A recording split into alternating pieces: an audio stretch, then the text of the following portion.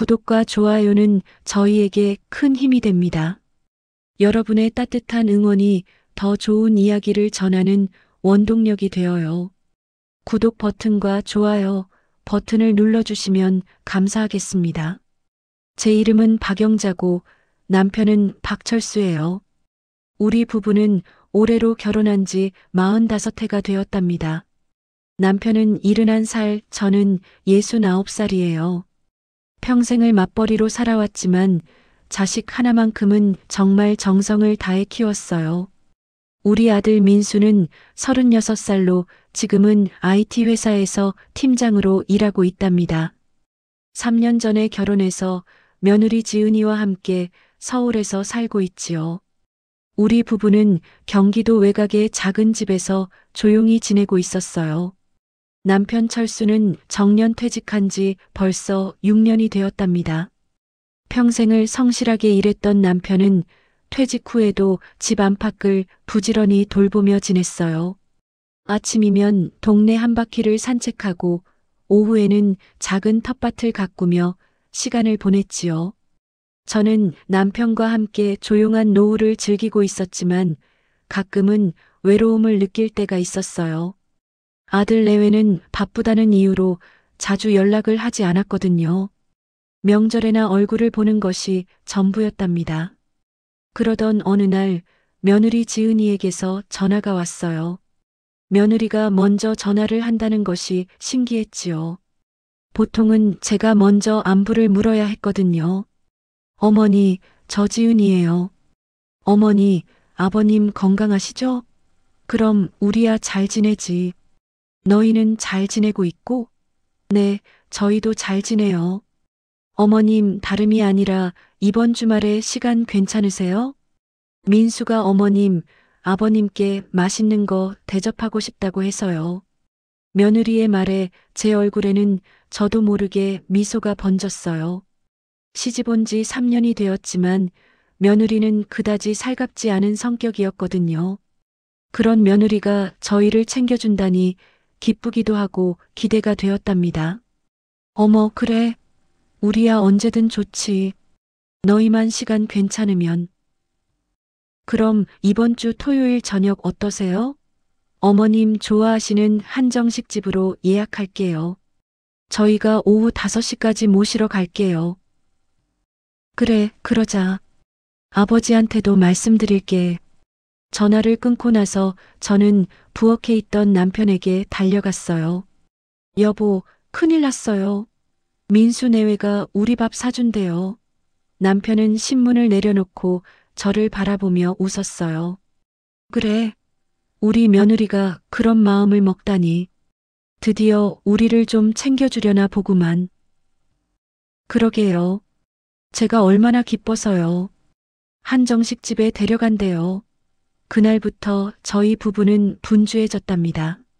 남편은 평소에 안 하던 면도도 깔끔하게 하고 구두도 정성껏 닦았어요. 저는 냉장고를 열어 밑반찬거리를 확인했답니다. 여보, 민수가 좋아하는 장조림이랑 멸치볶음 좀 만들어야겠어요. 집에 들렀을 때 빈손으로 보내고 싶지 않잖아요. 그래, 당신이 만든 반찬이 제일 맛있으니까. 다음 날 저는 아침 일찍 시장에 갔어요. 가장 좋은 고기를 파는 단골 정육점에서 장조림용 소고기를 사고 싱싱한 멸치도 한 봉지 샀답니다. 시장 상인들이 무슨 좋은 일 있느냐고 물을 때마다 저는 자랑스럽게 대답했어요. 우리 아들 내외가 밥 사준대요. 한정식 집에 데려간대요. 집에 돌아와서는 청소를 시작했어요. 남편도 저를 도와 마당을 쓸고 유리창을 닦았답니다. 우리 부부는 마치 소풍을 가는 아이들처럼 설레었어요. 약속 하루 전인 금요일, 저는 외출 준비를 했어요. 장롱을 열어보니 마땅히 입고 나갈 옷이 없더군요. 남편에게 말했지요. 여보, 우리 좀 옷을 새로 사야겠어요. 자식들 앞에서 너무 초라하게 보이고 싶지 않아요. 그래, 그럼 같이 나가서 하나씩 사자고. 우리 부부는 동네 상가로 나갔어요. 저는 연보라색 블라우스를 골랐고 남편은 깔끔한 셔츠를 샀답니다. 가격표를 보고는 잠시 망설였지만 한 달 용돈의 절반이나 되는 금액이었거든요. 하지만 며느리가 좋은데 데려간다는데 이 정도 투자는 괜찮겠지 싶었어요. 눈을 질끈 감고 카드를 내밀었답니다. 집에 돌아와 새로 산 옷을 입어보니 몇 년은 젊어 보이는 것 같았어요. 남편도 새 셔츠를 입고는 거울 앞에서 이리저리 돌아보며 만족스러워했지요. 당신, 이거 괜찮은 것 같은데? 그럼요, 아주 멋지세요. 우리 며느리가 깜짝 놀라겠어요. 그렇게 모든 준비를 마치고 토요일이 오기를 기다렸답니다. 드디어 약속 당일 아침이 밝았어요. 남편은 새벽같이 일어나 면도를 하고 머리를 단정하게 빗었어요. 저도 일찍 일어나 화장을 하고 새로 산 블라우스를 입었답니다. 남편은 정장 바지에 새 셔츠를 입고 구두까지 신었어요. 평소에는 편한 운동화만 신던 남편이 구두를 신으니 왠지 어색해 보였지만 그래도 멋있었답니다. 여보, 우리 너무 일찍 준비한 거 아니에요? 아직 11시밖에 안 됐는데. 괜찮아. 천천히 준비하면서 기다리면 되지 뭐. 우리 부부는 소파에 나란히 앉아 시계를 바라보며 기다렸어요. 텔레비전을 켜놓았지만 내용은 하나도 귀에 들어오지 않았답니다. 오직 현관문 쪽만 바라보고 있었지요. 오후 4시, 4시 30분, 4시 50분. 시간이 흐를수록 조금씩 초조해지기 시작했어요. 여보, 차가 막히나? 연락이 없네요. 그러게. 이상하네. 전화해 볼까? 남편이 전화를 걸려고 하는데 제 휴대전화가 짧게 울렸어요. 아들이겠거니 싶어 반가운 마음에 얼른 화면을 확인했답니다. 그런데 전화가 아니라 문자 메시지였어요. 어머니, 아버지, 죄송해요. 지은이 친정에 급한 일이 생겨서 오늘은 못 가겠어요. 식사는 다음에 해요. 순간 눈앞이 캄캄해졌어요. 몇 번이고 메시지를 다시 읽어봤답니다. 오타 하나 없는 단정한 문장이었지만 그 내용이 제 머릿속에 제대로 들어오지 않았어요. 급한 일, 처갓집, 다음에 그 몇 개의 단어가 제 가슴을 세게 후려치는 것 같았답니다. 그렇게 고대하던 약속이 이렇게 문자 한 통으로 간단하게 사라져버린 거예요. 저는 한동안 아무 말도 할 수 없었어요. 옆에 있던 남편이 제 어깨를 다독였답니다. 여보, 무슨 일이야? 왜 그래? 저는 떨리는 손으로 남편에게 휴대전화를 건넸어요. 남편은 메시지를 읽더니 얼굴이 굳어졌답니다. 이게 무슨 처갓집에 급한 일이라니. 우리 부부는 그저 멍하니 앉아 있을 수밖에 없었어요.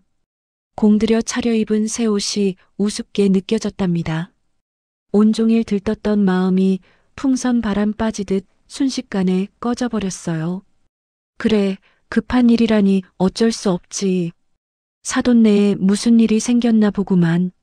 남편이 애써 그렇게 말하며 저를 위로했지만 저는 서운한 마음을 어쩔 수가 없었답니다.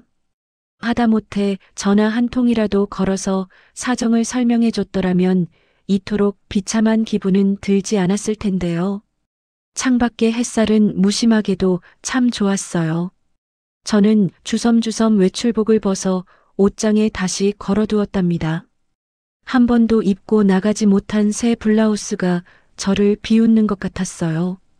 남편도 정장 바지와 셔츠를 벗고 평소에 입던 편한 옷으로 갈아입었답니다. 닦아놓은 구두는 현관에 쓸쓸하게 놓여 있었지요. 점심때를 놓쳐 배가 고팠지만 아무것도 입에 대고 싶지 않았어요. 남편이 라면이라도 끓여 먹자고 했지만 저는 고개를 저었답니다. 저녁이 되어도 아들에게서는 아무런 연락이 없었어요.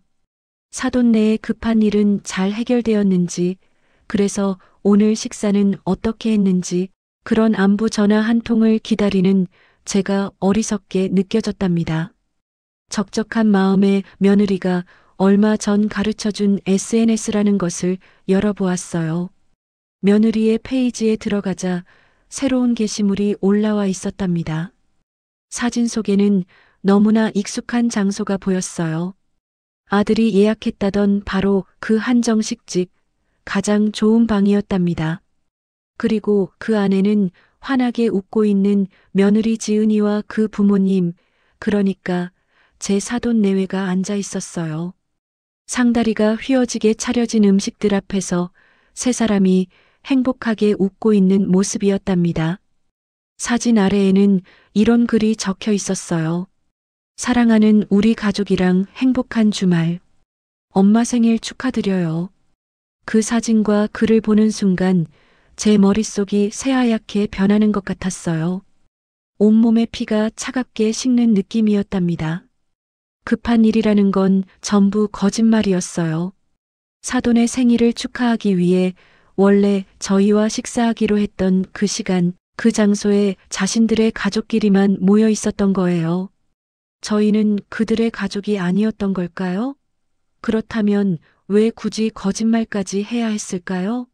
차라리 솔직하게 사돈 생일 축하 자리가 있다고 말했다면 저희는 진심으로 축하해주고 기쁘게 약속을 미뤄줬을 거예요. 하지만 아들 내외는 저희를 완벽하게 속였답니다.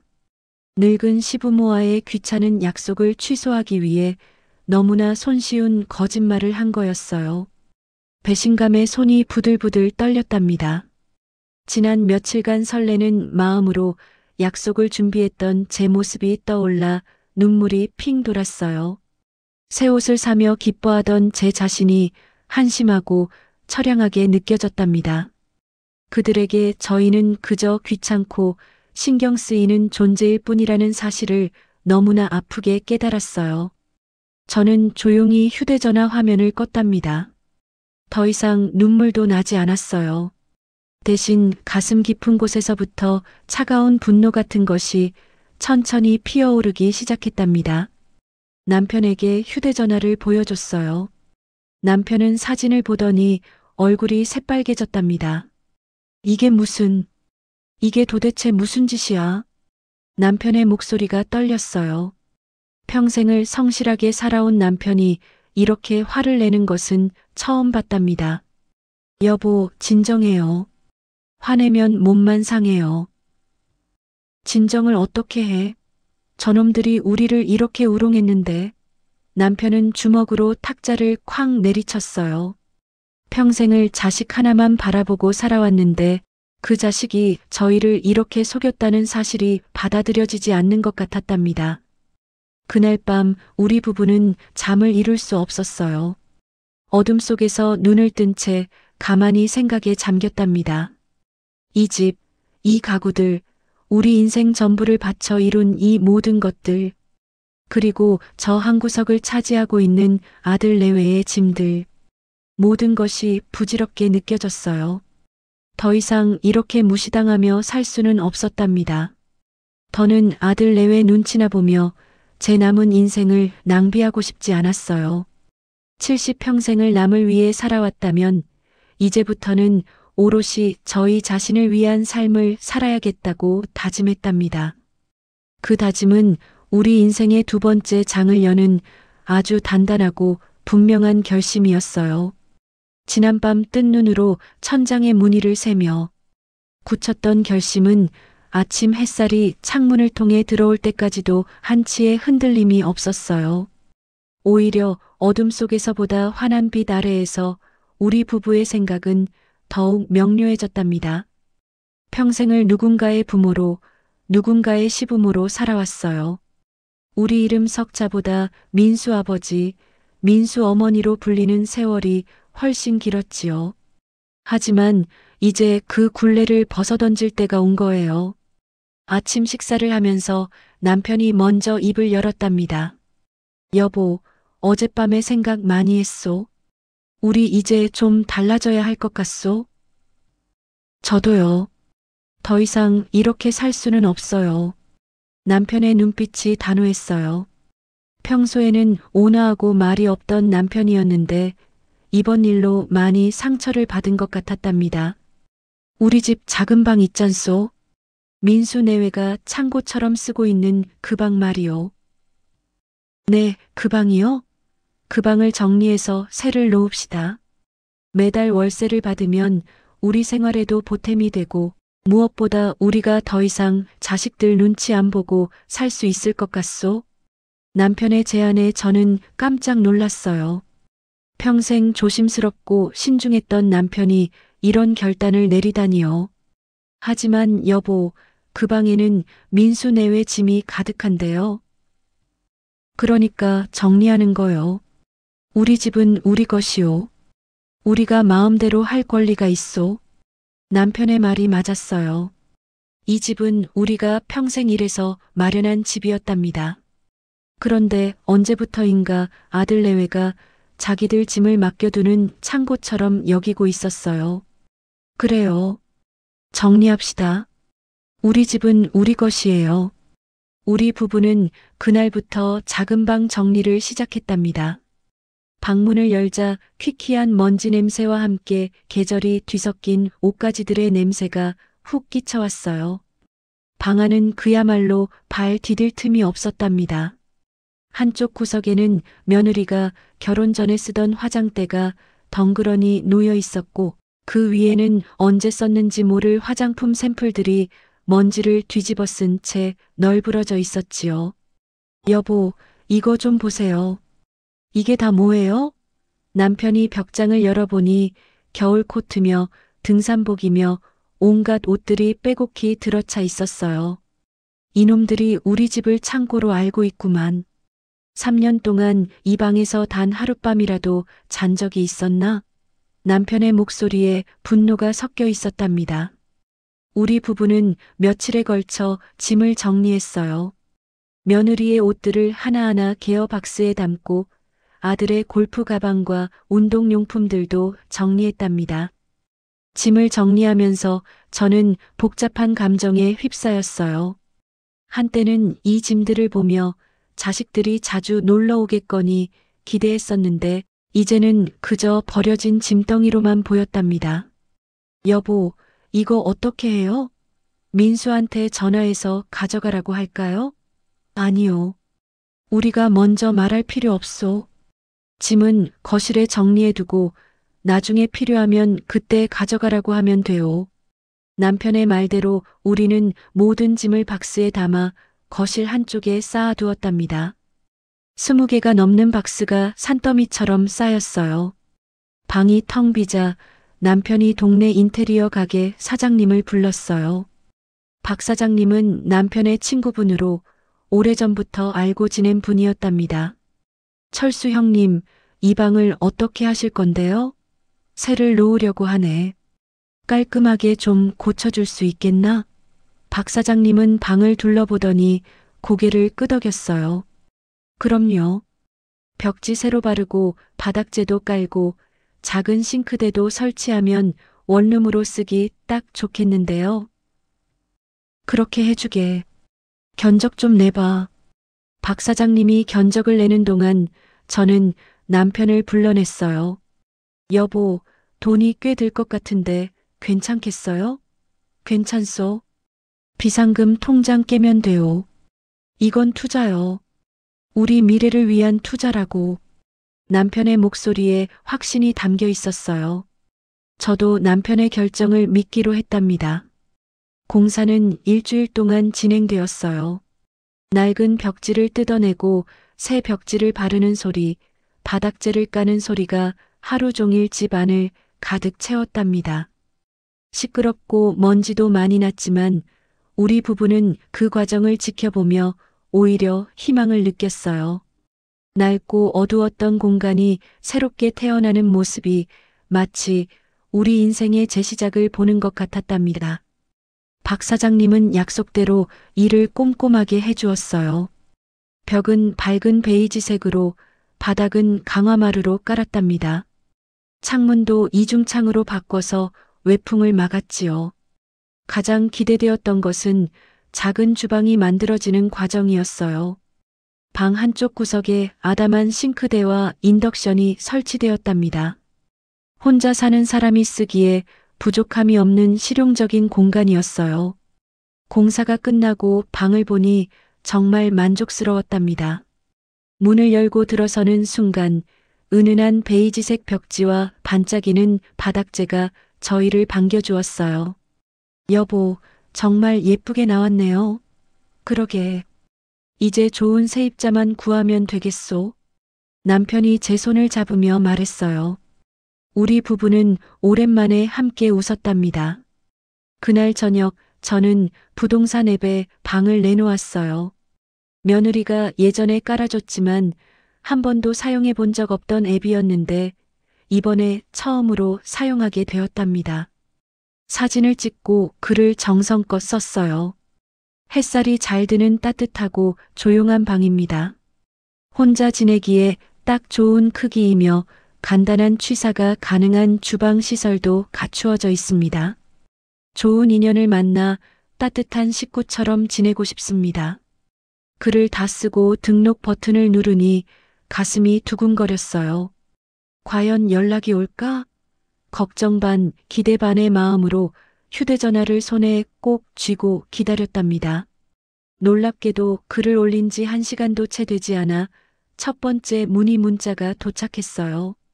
그 후로도 여기저기서 연락이 오기 시작했답니다. 남편과 저는 약속 시간을 잡아 주말 동안 몇몇 사람들에게 집을 보여주기로 했어요.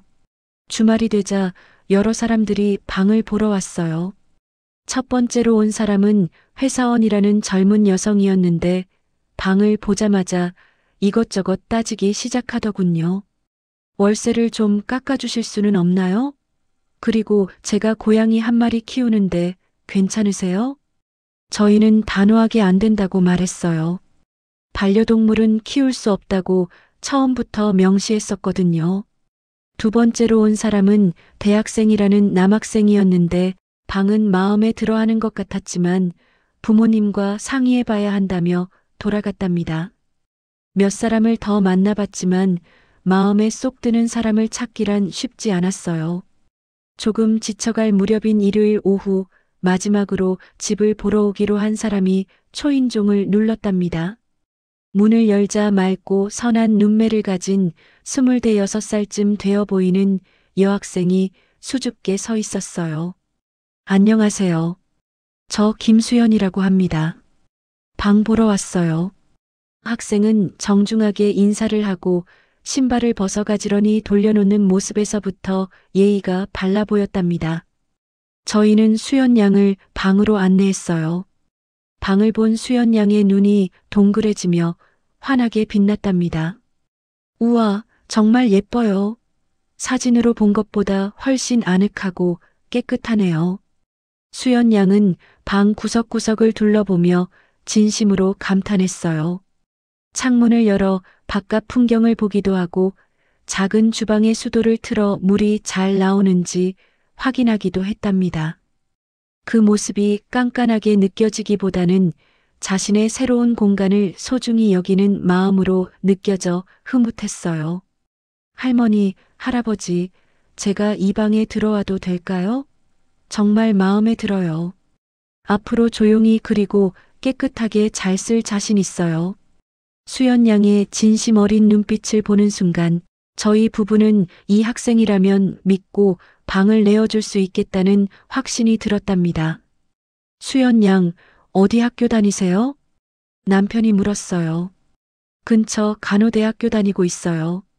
실습도 있고 해서 학교 가까운 곳에서 지내고 싶었거든요. 간호학과요? 그럼 나중에 간호사가 되는 거네요? 네, 그게 제 꿈이에요. 사람들을 돌보고 도와주는 일을 하고 싶어요.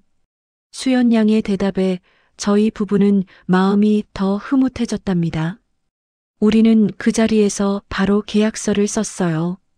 수연 양은 당장 다음 주 토요일에 이사하고 싶다고 했고 저희는 그러라고 흔쾌히 허락했답니다.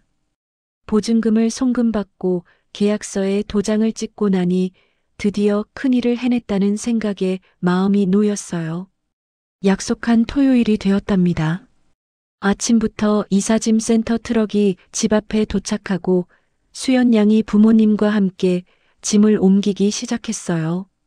짐이라고 해봤자 옷가지가 든 상자 몇 개와 책, 그리고 공부 도구들이 전부인 단출한 살림이었답니다. 저는 시원한 보리차를 내어주며 땀 흘리는 분들을 도왔어요. 수연 양의 아버지는 연신 깊이 고개를 숙이며 자기 딸을 잘 부탁한다고 말했답니다. 할머니, 할아버지, 저희 딸 철없는 데가 있어도 너그럽게 봐주세요. 제가 단단히 가르쳤습니다. 남편이 손을 내저으며 말했어요. 걱정 마세요. 저희가 딸처럼 잘 챙겨줄 테니까요. 한창 짐을 정리하고 있을 때였어요. 갑자기 현관문 비밀번호를 누르는 소리가 들리더니 아들 민수와 며느리 지은이가 들어왔답니다. 우리 부부는 깜짝 놀랐어요. 아들 내외가 올 거라는 연락은 받지 못했거든요. 어머니, 아버지, 저희 왔어요.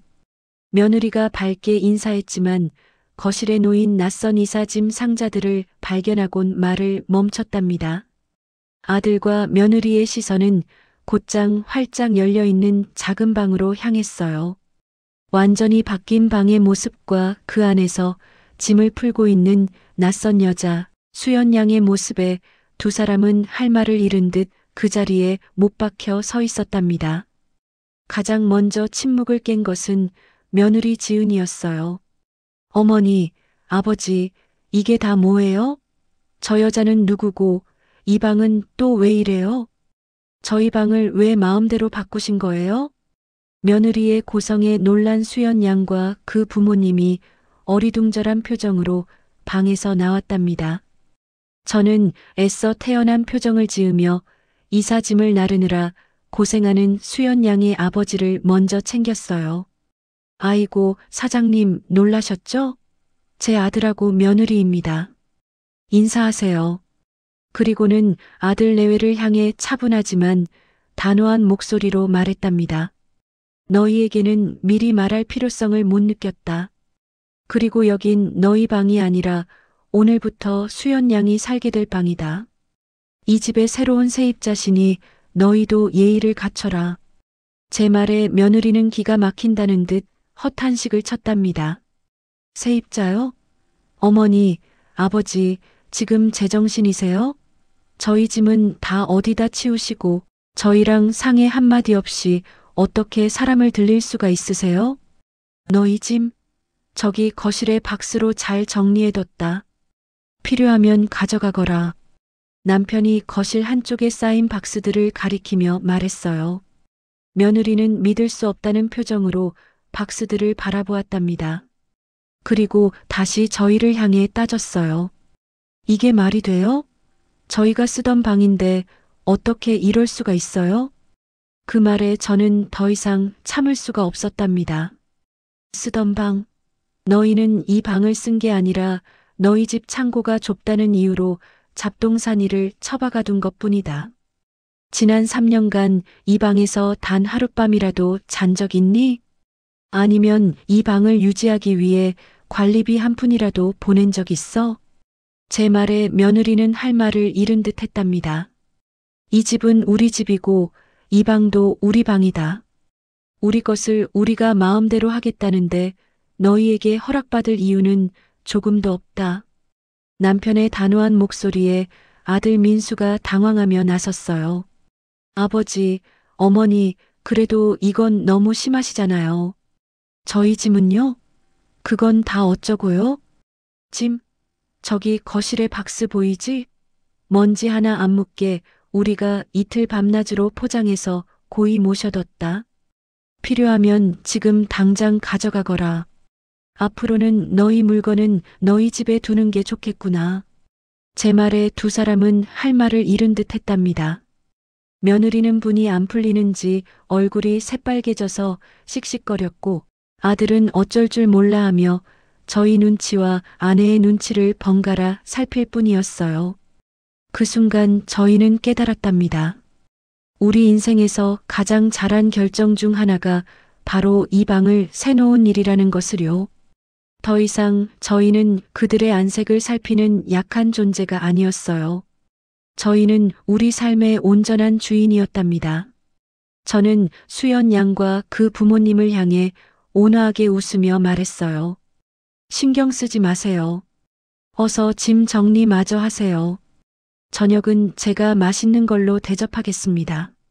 제 말은 아들 내외에게는 들리지 않는다는 듯 오직 새로운 식구를 향한 따뜻한 환영의 인사였답니다. 그렇게 저희 인생의 조용하지만 가장 강력한 변화는 성공적으로 시작되었어요. 아들 내외는 그날 자신들의 물건이 담긴 박스 하나 가져가지 않은 채 마치 폭풍처럼 집을 빠져나갔답니다. 현관문이 쾅 닫히는 소리는 그들이 저희에게 던지는 선전포고와도 같았어요. 수연 양과 그 부모님은 어안이 벙벙한 표정으로 서 있었답니다. 저희는 그들을 진정시키고 저녁 식사를 대접한 뒤에야 비로소 혼자가 되었어요. 거실 한쪽에 산처럼 쌓인 박스들이 낮에 벌어졌던 소동이 꿈이 아니었음을 증명하고 있었답니다. 남편이 제 손을 꼭 잡았어요. 여보, 우리 잘한 거 맞소? 물론이에요. 우리 당당하게 살아야죠. 저희는 서로를 격려했지만 마음 한편으로는 불안감도 있었어요.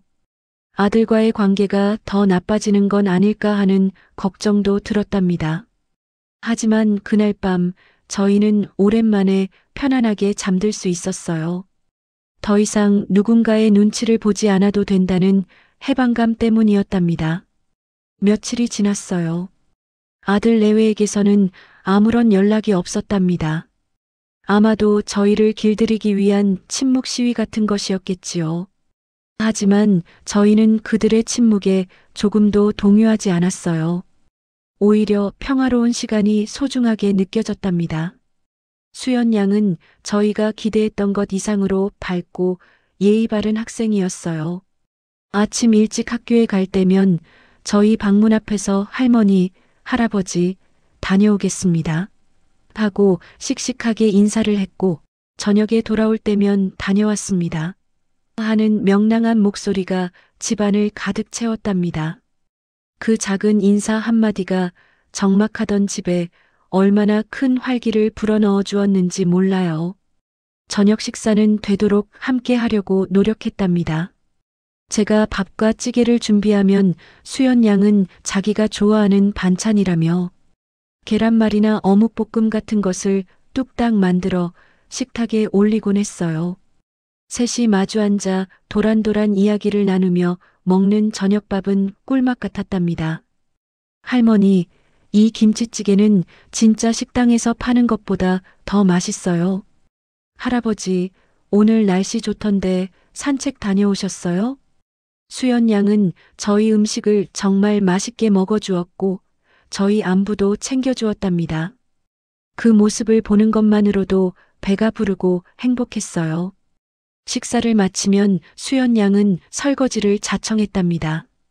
제가 할머니 댁에 들어와서 제일 좋은 게 뭔지 아세요? 바로 집밥 먹는 거예요. 이 정도는 제가 해야죠. 수연 양은 정말 살림을 잘했어요. 자기 방도 항상 깨끗하게 정리했고 공용 공간도 깔끔하게 사용했답니다. 한편 아들에게서는 여전히 연락이 없었어요. 일주일이 지나고 2주일이 지나도 마찬가지였답니다. 그러던 어느 날 밤 며느리에게서 전화가 걸려왔어요. 저는 심호흡을 한번 하고 전화를 받았답니다.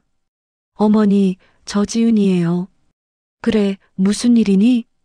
며느리의 목소리는 차갑고 날카로웠어요.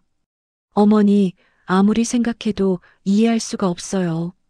어떻게 저희랑 상해 한마디 없이 그런 일을 벌이실 수가 있어요? 상해? 우리 집을 우리가 어떻게 하든 그게 너희와 무슨 상관이니? 제 차분한 대답에 며느리는 더욱 흥분했답니다. 상관없다고요? 저희가 쓰던 방인데요. 저희 짐은 어떻게 하라고요? 너희 집에 두면 되겠지. 그게 원래 있어야 할 곳이니까. 어머니는 정말 피도 눈물도 없으세요? 가족이잖아요. 가족이라는 단어를 방패처럼 내세우며 저를 비난하는 며느리에게 저는 차분하게 말했답니다. 가족이니까 이러는 거다. 남이었으면 진작에 짐 빼라고 내용 증명이라도 보냈겠지. 3년이다. 너희가 그 방을 창고로 쓴지.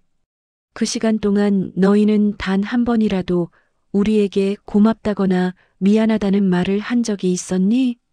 며느리는 할 말을 잃은 듯 침묵했답니다. 그리고 한 가지만 더 말하마. 지난주 토요일 너희가 우리와의 약속을 거짓말로 어기고 사돈네 생일 파티에 간 것 우리가 다 알고 있다. SNS에 사진까지 올려놓고 우리가 모를 줄 알았니? 그 말에 며느리는 완전히 말문이 막힌 듯 했어요. 가족이라면서 왜 우리에게 거짓말을 했니? 솔직하게 말했으면 우리는 기꺼이 이해했을 거다. 하지만 너희는 우리를 우롱했어. 그게 얼마나 상처가 되는지 생각해 본 적 있니? 제 목소리는 떨리고 있었지만 단호했답니다.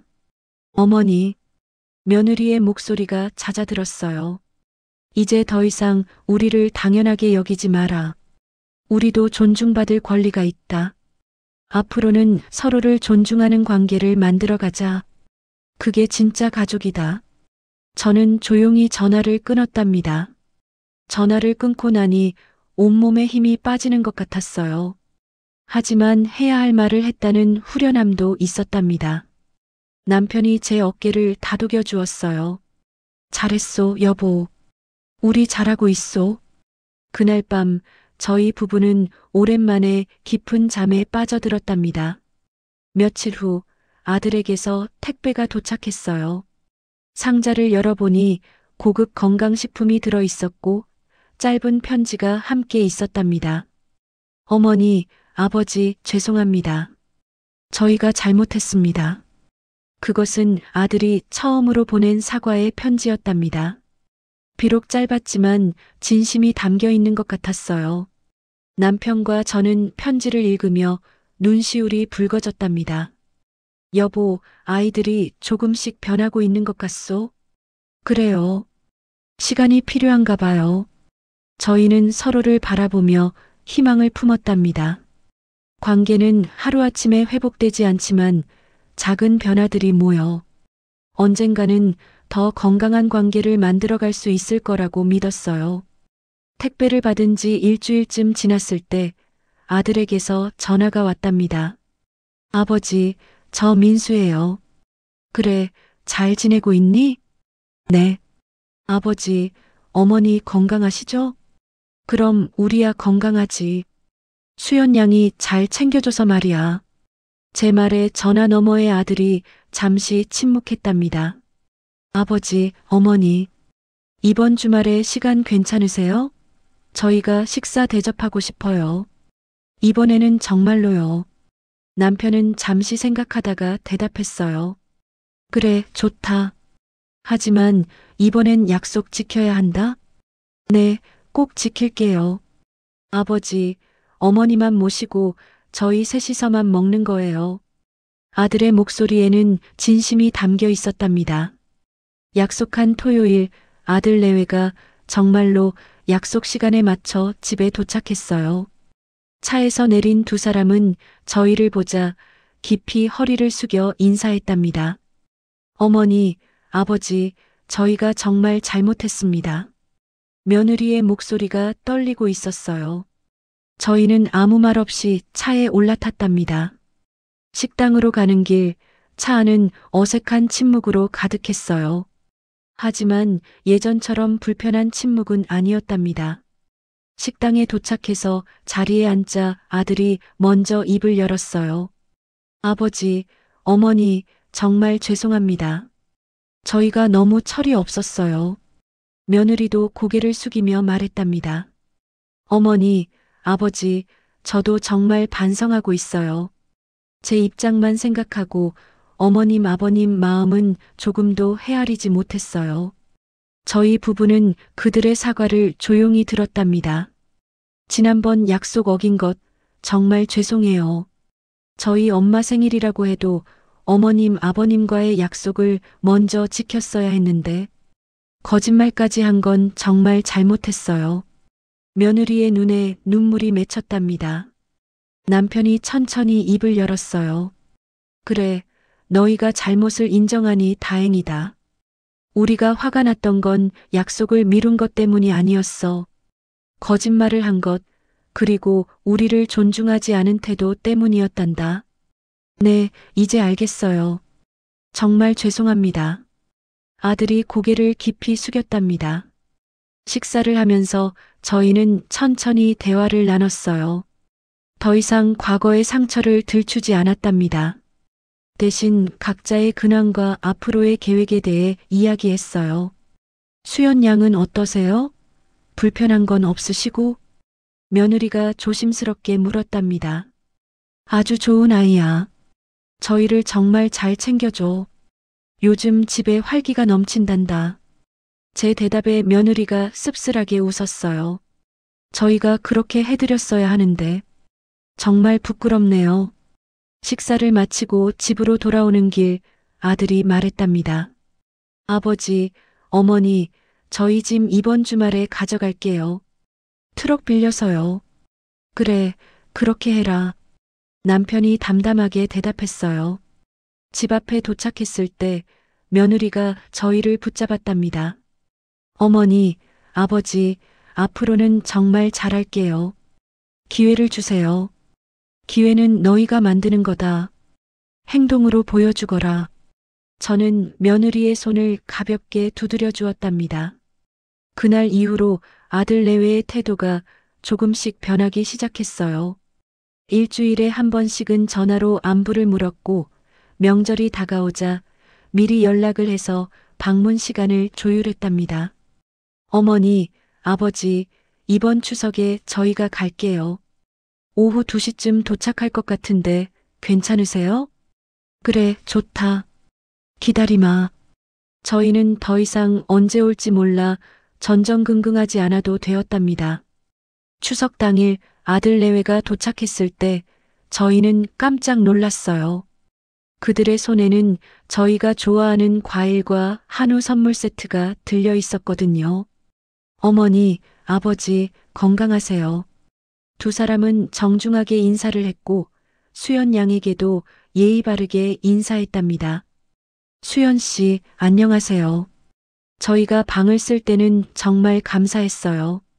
며느리의 인사에 수연 양도 밝게 웃으며 답했어요. 괜찮아요. 할머니, 할아버지께서 너무 잘해주셔서 제가 더 감사하죠. 그날 저녁 저희는 모두 함께 식사를 했답니다. 아들 내외, 수연 양, 그리고 저희 부부. 5명이 둘러앉아 도란도란 이야기를 나누며 밥을 먹는 모습은 정말 화목한 가족 같았어요. 할머니, 이 잡채 정말 맛있어요. 수연 양이 감탄했답니다. 그럼 우리 어머니 음식 솜씨가 최고지. 아들이 자랑스럽게 말했어요. 식사 후 아들이 조심스럽게 말을 꺼냈답니다. 아버지, 어머니, 저희가 생각해 봤는데요. 앞으로 매달 생활비를 드리고 싶어요. 생활비? 네, 저희가 그동안 너무 무심했어요. 어머니, 아버지께서 월세 받으신다고 해도 생활비는 부족하실 텐데 저희가 조금이나마 보태드리고 싶어요. 남편과 저는 서로를 바라보았답니다. 고맙다. 하지만 우리 생활비는 우리가 해결할 수 있다. 대신 너희가 정말 우리를 생각하는 마음이 있다면 자주 연락하고 가끔 놀러와라. 그게 우리한테는 더 큰 선물이다. 남편의 말에 아들이 고개를 끄덕였답니다. 네, 알겠습니다. 앞으로 자주 올게요. 그날 밤 아들 내외가 돌아간 후 저희 부부는 행복한 미소를 지었답니다. 여보, 우리 잘했소. 힘들었지만 결국 아이들이 변하고 있소. 그래요. 시간이 걸렸지만 우리 관계가 더 건강해지고 있어요. 저희는 서로의 손을 꼭 잡았답니다. 그날 밤 저는 오랜만에 평화로운 마음으로 잠들 수 있었어요. 저희의 결단이 옳았다는 확신이 들었거든요. 그렇게 계절이 바뀌고 1년이 흘렀답니다. 저희의 삶은 놀라울 정도로 풍요로워졌어요. 수연 양은 여전히 저희와 함께 지내고 있었고, 이제는 정말 가족 같은 사이가 되었답니다. 간호학과 실습도 열심히 하면서 틈틈이 저희를 챙겨주었어요. 할머니, 오늘 병원에서 배운 건데요. 이렇게 스트레칭 하시면 허리에 좋대요. 수연 양은 학교에서 배운 것들을 저희에게 알려주곤 했답니다. 남편의 혈압을 재주기도 하고 제 무릎 통증에 좋은 운동법도 가르쳐 주었어요. 수연아, 내가 있으니 우리가 병원도 안 가도 되겠네. 남편이 농담을 하면 수연 양은 웃으며 대답했답니다. 그래도 정기검진은 꼭 받으셔야 해요. 아들 내외와의 관계도 많이 좋아졌어요. 한 달에 두세 번은 전화로 안부를 물었고 2달에 한 번은 꼭 놀러 왔답니다. 어머니, 저희 다음 주 토요일에 갈게요. 맛있는 거 해드릴게요. 며느리가 먼저 연락을 하고 방문 날짜를 조율하는 모습은 예전과는 완전히 달랐어요. 그들이 방문하는 날에는 저희 집이 북적였답니다. 수연 양도 함께 어울려 5명이 둘러앉아 식사를 하고 이야기를 나눴어요. 수연 씨, 요즘 실습은 어때요? 힘들지 않아요? 며느리가 수연 양에게 관심을 보였답니다. 조금 힘들긴 한데 보람 있어요. 환자분들이 좋아하시는 걸 보면 뿌듯하거든요. 그래요? 정말 대단하네요. 저는 그런 일 못할 것 같은데. 두 젊은 여자가 친해지는 모습을 보니 저도 흐뭇했답니다. 어느 날 아들이 저희에게 제안을 했어요. 아버지, 어머니, 저희랑 같이 여행 가시는 거 어때요? 가을에 설악산 단풍 구경하러요. 여행? 우리가? 남편이 놀라서 물었답니다. 네, 가족여행이요.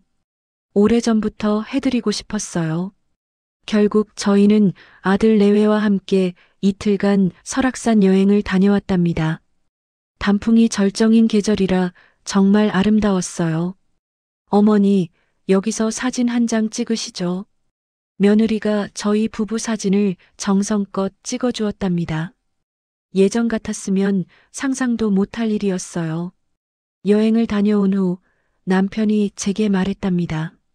여보, 우리 그때 용기 내길 정말 잘한 것 같소? 만약 그대로 살았다면 이런 행복은 없었을 거요. 그래요. 힘들었지만 잘 이겨냈어요, 우리. 저희는 서로를 꼭 안아주었답니다. 수연 양도 졸업을 앞두고 있었어요. 어느 날 저녁 수연 양이 조심스럽게 말을 꺼냈답니다. 할머니, 할아버지, 제가 다음 달에 졸업하거든요. 그래, 벌써 졸업이야? 축하한다. 감사해요. 그런데 저 졸업하면 병원에 취직할 것 같아요. 그럼 여기서 나가야 할 것 같아서요. 수연 양의 말에 저희는 섭섭한 마음이 들었답니다. 1년 넘게 함께 지내면서 정말 가족 같았거든요. 어느 병원에 취직하는데? 남편이 물었어요. 다행히 집에서 가까운 병원이에요. 그래서 계속 여기 있고 싶은데. 괜찮을까요? 그럼 당연히 괜찮지. 우리 수연이가 계속 있어줘야지. 저는 수연 양의 손을 꼭 잡았답니다. 정말요? 감사해요, 할머니. 수연 양의 눈에 눈물이 맺혔어요. 그렇게 저희의 일상은 계속되었답니다. 매일 아침 수연 양의 밝은 인사로 하루를 시작하고 저녁에는 셋이 모여 식사를 하며 하루를 마무리했어요. 아들 내외도 꾸준히 연락하고 방문했답니다. 명절에는 온 가족이 모여 화목한 시간을 보냈어요. 어느 날 저녁 남편과 저는 마당에 앉아 별을 보고 있었답니다. 여보, 행복하오? 남편이 물었어요. 네, 정말 행복해요. 이렇게 평화로운 적이 없었어요. 나도 그렇소. 우리 나이에 이런 행복을 느낄 줄 몰랐소. 저희는 서로를 바라보며 미소 지었답니다. 70평생을 살아오면서 가장 큰 교훈을 얻었어요. 자식에게 의존하지 않고 당당하게 살아가는 것, 그것이 진정한 행복의 시작이라는 것을요. 그렇게 2년이 흘렀답니다. 남편은 73, 저는 71살이 되었어요. 나이는 들었지만 저희는 여전히 건강하고 활기차게 살고 있었답니다. 수연 양은 간호사가 되어 열심히 일하고 있었어요. 여전히 저희와 함께 지내면서 저희를 돌봐주고 있었답니다. 할머니, 오늘 제가 일찍 퇴근해서 저녁 제가 만들게요. 아니야, 수연아. 내가 일하느라 힘들었을 텐데. 괜찮아요. 제가 만들고 싶어요. 수연 양은 정말 저희에게 딸 같은 존재가 되었답니다. 어느 날 수연 양이 중요한 이야기를 꺼냈어요. 할머니, 할아버지, 제가 남자친구가 생겼어요. 어머, 정말 축하한다. 저는 진심으로 기뻐했답니다. 감사해요. 그런데 그 사람이 저희 할머니, 할아버지를 꼭 뵙고 싶대요. 괜찮을까요? 그럼 당연히 괜찮지. 언제든지 데려와. 남편도 흔쾌히 허락했답니다. 다음 주말 수연 양이 남자친구를 데려왔어요. 의사라는 젊은 청년은 예의 바르고 성실해 보였답니다. 할머니, 할아버지, 안녕하세요. 저 김태준이라고 합니다. 수연이한테 정말 많은 이야기를 들었어요. 그래, 우리 수연이 칭찬 많이 했겠네? 네, 할머니, 할아버지께서 정말 좋으신 분들이라고 늘 얘기하더라고요. 함께 식사를 하면서 저희는 그 청년이 마음에 들었답니다. 수연 양을 바라보는 눈빛이 진심이 담겨 있었거든요. 수연 양, 정말 좋은 사람 만났네요. 식사 후 남편이 말했어요. 네, 저도 그렇게 생각해요. 할아버지, 몇 달 후 수연 양이 결혼 소식을 전해왔답니다. 할머니, 할아버지, 저 결혼해요. 그런데 부모님 자리에 앉아주실 수 있으세요? 수연 양의 눈에 눈물이 맺혔어요. 부모님 자리? 네, 제게는 할머니, 할아버지가 정말 부모님 같거든요. 제 결혼식에서 부모님 자리에 앉아주시면 안 될까요? 저와 남편은 눈물이 왈칵 쏟아졌답니다. 그럼 우리가 기꺼이 그 자리에 앉마. 수연 양의 결혼식 날, 저희는 정말 자랑스러운 마음으로 부모님 자리에 앉았답니다. 수연 양이 웨딩드레스를 입고 걸어오는 모습을 보며 저는 눈물을 흘렸어요. 아들 내외도 결혼식에 참석했답니다.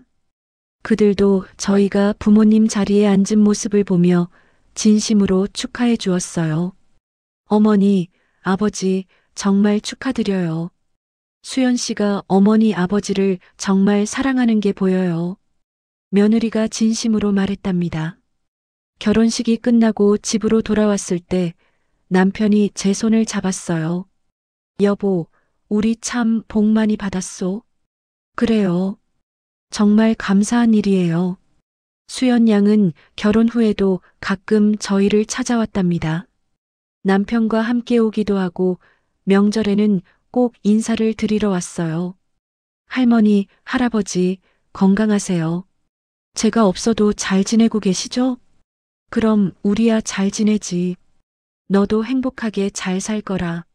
저희는 수연 양의 행복을 진심으로 기원했답니다. 수연 양이 떠난 후 저희는 다시 방을 새놓기로 했어요. 이번에는 대학원생인 조용한 남학생이 들어왔답니다. 할머니, 할아버지, 잘 부탁드립니다. 그래, 우리도 잘 부탁한다. 그렇게 저희의 삶은 계속되었답니다. 아들 내외와의 관계도 여전히 좋았어요. 이제는 서로를 존중하는 건강한 관계가 되었답니다. 어느 날 저녁 남편과 저는 마당에 앉아 석양을 바라보고 있었어요. 여보, 우리 이제 정말 행복하오? 네, 정말 행복해요. 이렇게 평화로운 노년을 보낼 줄 몰랐어요. 나도 그렇소. 우리가 용기 내서 변화를 선택했기에 이런 행복이 온 것 같소. 남편의 말이 맞았어요. 만약 그때 용기를 내지 못했다면 저희는 여전히 자식 눈치만 보며 불행하게 살았을 거예요. 여보, 우리 아직 할 일이 많소. 건강하게 오래오래 살아야 하오. 그래요. 우리 함께 건강하게 오래 살아요. 저희는 서로의 손을 꼭 잡았답니다.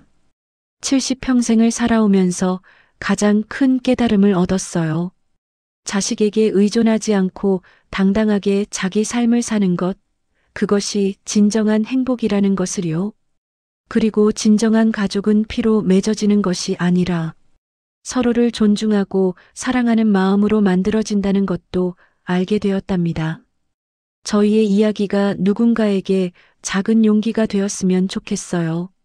나이가 들었다고 해서 부모라고 해서 자식에게 무조건 맞춰줄 필요는 없답니다. 당당하게 자기 삶을 사는 것, 그것이 자식들에게도 더 좋은 본보기가 되는 거예요. 저희 부부는 앞으로도 서로를 의지하며 건강하게, 행복하게 살아갈 거랍니다. 그리고 언젠가 저희가 이 세상을 떠날 때 후회 없이 웃으며 갈 수 있을 것 같아요. 여보, 사랑하오. 저도 사랑해요, 여보. 저희는 석양을 바라보며 평화로운 미소를 지었답니다.